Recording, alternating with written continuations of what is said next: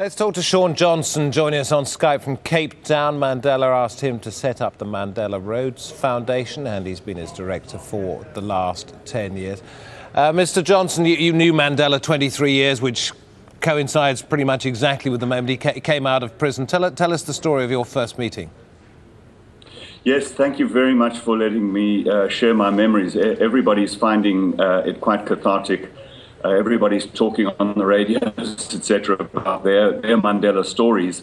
Well, mine is that I was working with colleagues on a small anti-apartheid newspaper called the Weekly Mail, which, unbeknownst to us, was being smuggled onto Robben Island and then later into Pollsmoor prison, where the ANC leadership were reading it.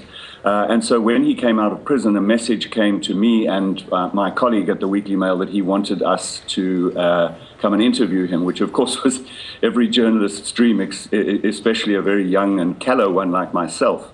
And so we did so. He expressed surprise that the newspaper that he was taking so seriously was run by children, as he put it. But the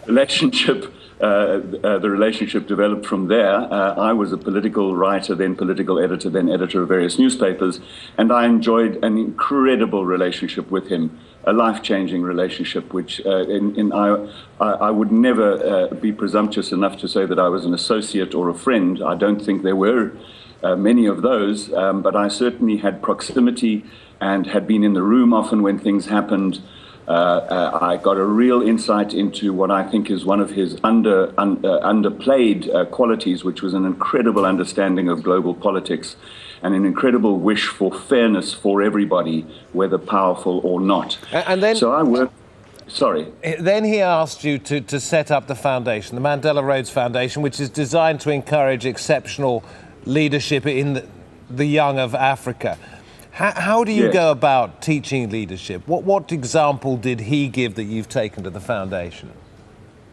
Well, I think it was very notable that of his 3 charitable legacy organizations, this was one, and I was very fortunate to be asked to set it up. The reason he chose me was that I straddled the 2 constituencies, one his inner circle and the other the famous Rhodes Scholarships of England. And so we've put them together into a program, customized it for Africa, and we have scholars from 18 different African countries. We have hundreds of scholars.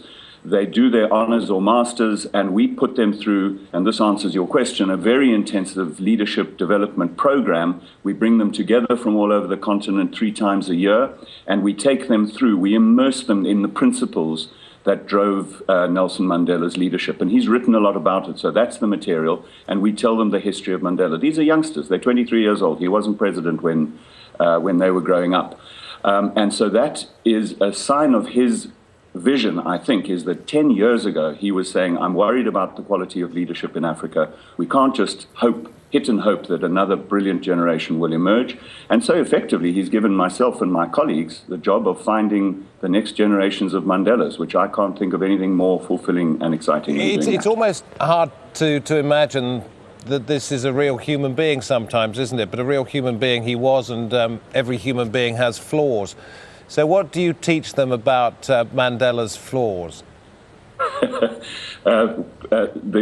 Plenty.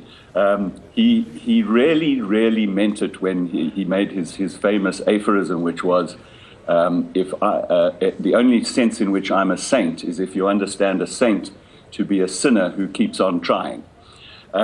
Nelson Mandela's most famous mea culpas are that he certainly was not a great father, for reasons that we've understood, and that you'll see in the wonderful new film that's just been made, Long Walk to Freedom. Secondly, he has a great regret in life that he didn't understand the HIV/AIDS issue early enough. And then there are just all the absolutely ordinary mortal things that those of us who've been so privileged to be with him in the room almost every day, is he packs a heck of a temper, and you don't want to get on the wrong side of that temper.